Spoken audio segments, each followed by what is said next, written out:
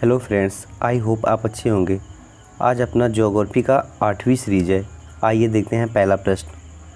सूर्य की परावैंगनी किरणों को कौन अवशोषित करता है? Option A argon, option B ozone, option C carbon dioxide, option D neon. मिलते हैं आपको 3 सेकेंड। इसका सही जवाब होगा ओजोन। ओजोन परत पृथ्वी के वायुमंडल की एक परत है जिसमें ओजोन गैस की सघनता अपेक्षाकृत अधिक होती है। ओजोन परत के कारण ही धरती पर जीवन संभव हो। यह परत सूर्य के उच्च आवृत्ति के परावैंगनिक प्रकाश की 90 से 99% मात्रा अवशोषित कर लेती है, जो पृथ्वी पर जीवन के लिए हानिकारक है। नेक्स्ट, मध्यमंडल का विस्तार कितनी ऊंचाई तक है? 50 किलोमीटर तक, 60 किलोमीटर तक, 70 किलोमीटर तक या फिर 80 किलोमीटर तक? इसका सही जवाब है 80 किलोमीटर तक। मध्यमंडल यह वायुमंडल की तीसरी परत है। यह समतापमंडल के ठीक ऊपर होती है। यह लगभग 80 किलोमीटर की ऊंचाई तक फैली हुई है। नेक्स्ट, मध्यमंडल में ऊंचाई बढ़ने के साथ तापमान की क्या स्थिति होती है? तापमान में वृद्धि होती है, तापमान में कमी होती है, तापमान स्थिर रहता है या फिर उपयुक्त में से कोई नहीं? इसका सही जवाब है तापमान में कमी होती है। इसकी ऊंचाई लगभग 80 किलोमीटर तक है। अंतरिक्ष से आने वाले उल्कापिंड इसी परत में जलते हैं। इस मंडल में ऊंचाई के साथ तापमान में पुनः गिरावट होने लगती है। नेक्स्ट, आयन मंडल की अवस्थिति कहाँ है? मध्यमंडल के ऊपर 100 से 400 किलोमीटर तक, मध्यमंडल से ऊपर 80 से 400 किलोमीटर तक, आयन मंडल 80 से 400 किलोमीटर के बीच या फिर मध्यमंडल के ऊपर 80 से 500 किलोमीटर? मिलते हैं आपको 3 सेकेंड। इसका सही जवाब है आयन मंडल 80 से 400 किलोमीटर के बीच।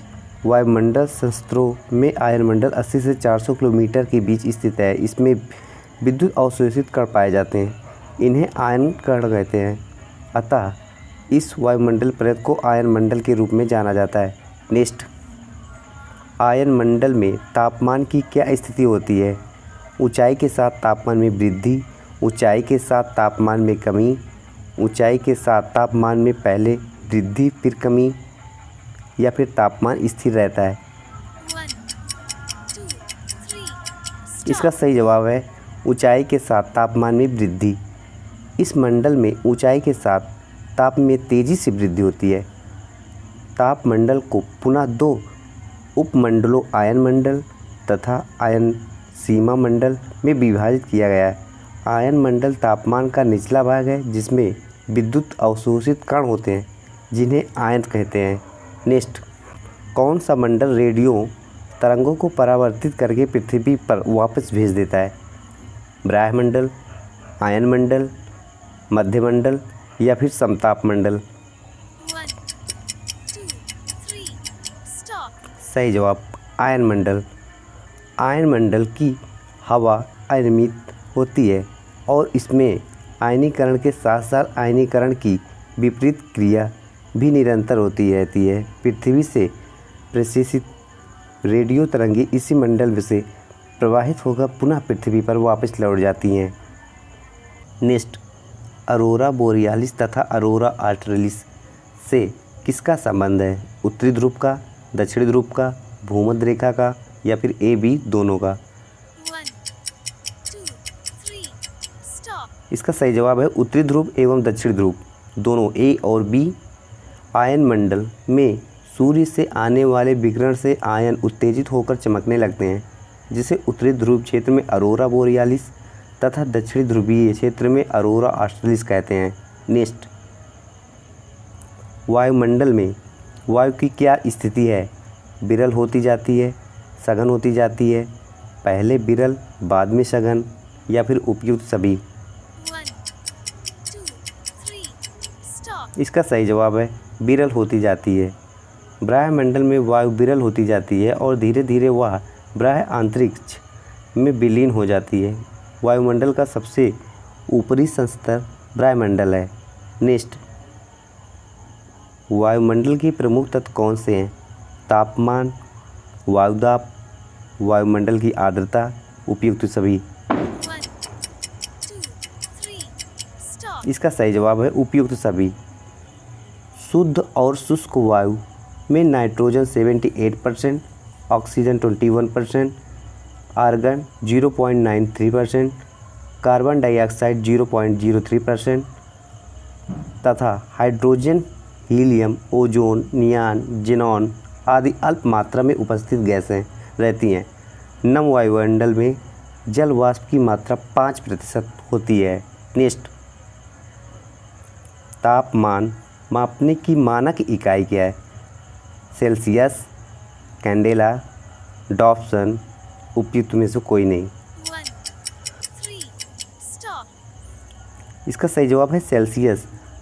तापमान को आमतौर पर थर्मामीटर से मापा जाता है, जो मुख्य रूप से सेल्सियस, फ़ारेनहाइट और केल्विन के कई तापमान पैमानों में चिह्नित होता है। अंतर्राष्ट्रीय प्रणाली इकाइयों के अनुसार तापमान की एसआई इकाई केल्विन है, जिसका प्रतीक के द्वारा दर्शाया गया है। नेक्स्ट,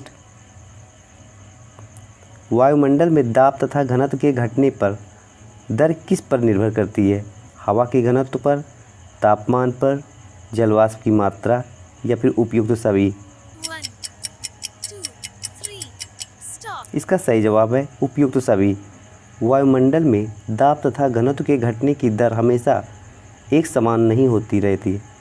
यह हवा की घनत्व, तापमान, जलवाष्प की मात्रा तथा गुरुत्वाकर्षण शक्ति पर निर्भर होती है। नेक्स्ट, उत्तरी गोलार्ध में वायुदाब का विकास कोशिकाओं में क्यों होता है? स्थलखंड की अधिकता के कारण, जलीय भाग की अधिकता के कारण, उत्तरी ध्रुव के कारण, उपयुक्त सभी। इसका सही जवाब है स्थलखंड की अधिकता के कारण। उत्तरी गोलार्ध में स्थलखंड की अधिकता के कारण वायुदाब का विकास पेटियों में न होकर कोशिकाओं में होता है। नेक्स्ट, विषुवत रेखीय निम्न वायुदाब पेटी का विस्तार कहाँ पाया जाता है? भूमध्य रेखा से 5 डिग्री उत्तरी अक्षांश, भूमध्य रेखा से 5 डिग्री दक्षिणी देशांश, भूमध्य रेखा से 20 डिग्री उत्तरी एवं दक्षिणी अक्षांश, ए और बी दोनों। इसका सही जवाब है ए और बी दोनों। विषुवत रेखीय निम्न वायुदाब पेटी का विस्तार भूमध्य रेखा से 5 डिग्री उत्तरी तथा 5 डिग्री दक्षिणी अक्षांश रेखाओं के मध्य पाया जाता है। नेक्स्ट, शांत पेटी या डोलड्रम किसे कहते हैं? विषुवत रेखीय निम्न वायुदाब पेटी को, विषुवत रेखीय उच्च वायुदाब पेटी को, उपोष्ण उच्च वायुदाब पेटी, ध्रुवीय उच्च वायुदाब पेटी। इसका सही जवाब है विषुवत रेखीय निम्न वायुदाब पेटी। विषुवत रेखीय निम्न वायुदाब पेटी कम दबाव वाली पेटी को शांत पेटी या डोलड्रम कहा जाता है। नेक्स्ट, जलवाष्प वायुमंडल में कैसे पहुंचती है? महासागरों के वाष्पीकरण द्वारा, पौधों के वाष्पोत्सर्जन द्वारा, जीवों के श्वसन द्वारा, उपयुक्त सभी। इसका सही जवाब है उपयुक्त सभी। जलवाष्प महासागरों, झीलों, नदियों, हिम क्षेत्रों, नम धरातल से वाष्पीकरण तथा पौधों से वाष्पोत्सर्जन तथा जीवों के श्वसन द्वारा वायुमंडल में पहुंचती है। नेक्स्ट, संघनन कब होता है? ताप बढ़ने पर जब जलवाष्प जल में परिवर्तित हो जाता है, ताप घटने पर जब जलवाष्प जल में परिवर्तित हो जाता है, ताप घटने पर जलवाष्प बर्फ में परिवर्तित हो जाता है, या फिर इनमें से कोई नहीं। इसका सही जवाब है ताप घटने पर जब जलवाष्प जल में परिवर्तित हो जाता है। ताप घटने पर जब जलवाष्प जल में परिवर्तित हो जाता है तो उसे संघनन कहते हैं। वायुमंडलीय जलवाष्प का लगातार संघनन होने से जब इन संघनित कणों के आकार में वृद्धि होती है और ये कण बड़े तथा भारी हो जाते हैं, तब गुरुत्वाकर्षण बल के कारण पृथ्वी के धरातल पर गिरने लगते हैं।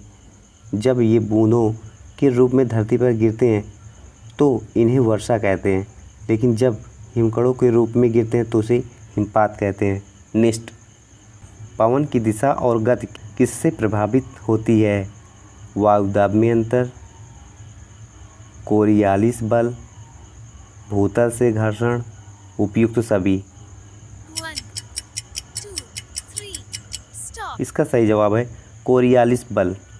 पवन की दिशा और गति, वायुदाब में अंतर, कोरियालिस बल तथा भूतल से घर्षण और उसके द्वारा उत्पन्न अवरोध से प्रभावित होती है। नेक्स्ट, पवनों को कितने प्रकार में बांटा जा सकता है? 2, 3, 4 या फिर 5?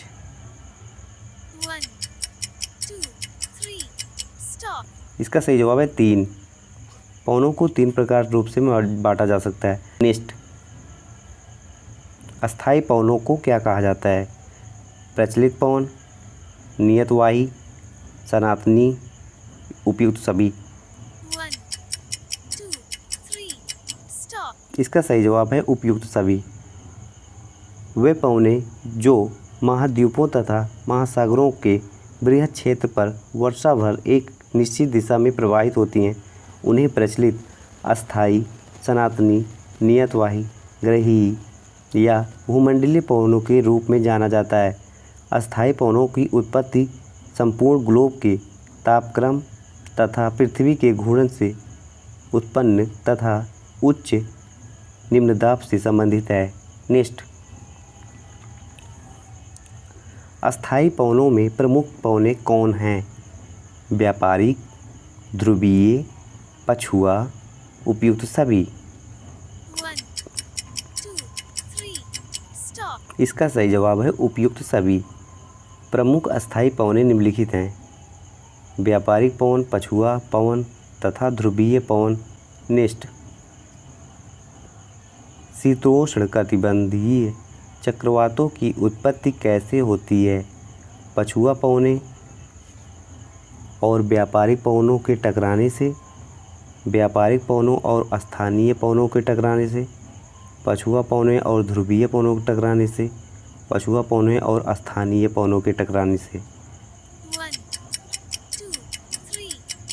इसका सही जवाब है पछुआ पवनें और ध्रुवीय पवनों के टकराने से। ध्रुवीय निम्न वायुदाब की पेटी वाले क्षेत्र में जब पछुआ पवनें ध्रुवीय पवनों से टकराती हैं तो शीतोष्ण कटिबंधीय चक्रवातों की उत्पत्ति होती है। नेक्स्ट, मौसमी या अस्थायी पवनें कौन सी हैं? मानसूनी पवन, स्थल समीर, सागर समीर, उपयुक्त सभी। इसका सही जवाब है उपयुक्त सभी।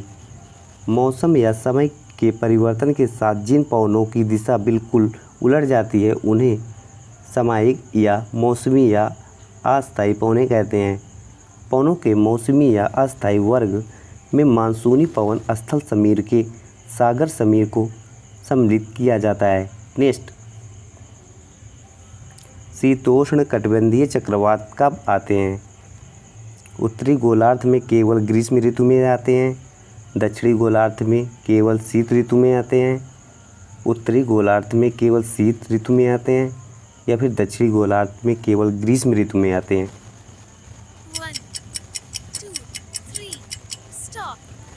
इसका सही जवाब है उत्तरी गोलार्ध में केवल शीत ऋतु में आते हैं। शीतोष्ण कटिबंधीय चक्रवातों की उत्पत्ति तथा प्रभाव क्षेत्र शीतोष्ण कटिबंध अर्थात मध्य अक्षांशों में होता है। ये चक्रवात उत्तरी गोलार्ध में केवल शीत ऋतु में उत्पन्न होते हैं, जबकि दक्षिणी गोलार्ध में जलीय भाग के अधिक होने के कारण ये वर्ष उत्पन्न होते हैं। नेक्स्ट, शीतोष्ण कटिबंधीय चक्रवातों की उत्पत्ति होती है कहाँ से?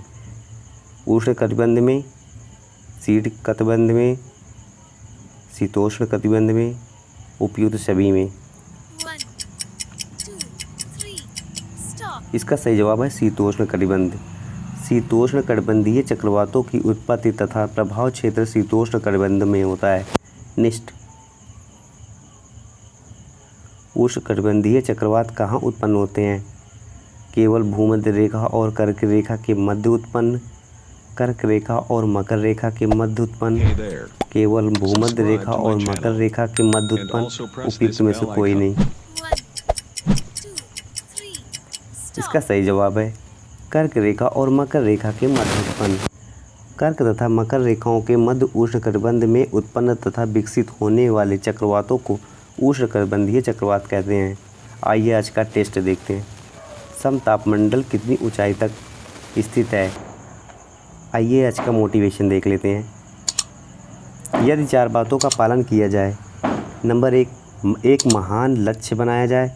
नंबर 2, ज्ञान अर्जित किया जाए। नंबर 3, कड़ी मेहनत की जाए। नंबर 4, दृढ़ रहा जाए तो कुछ भी हासिल किया जा सकता है। यह APJ अब्दुल कलाम का कहना है। Thank you.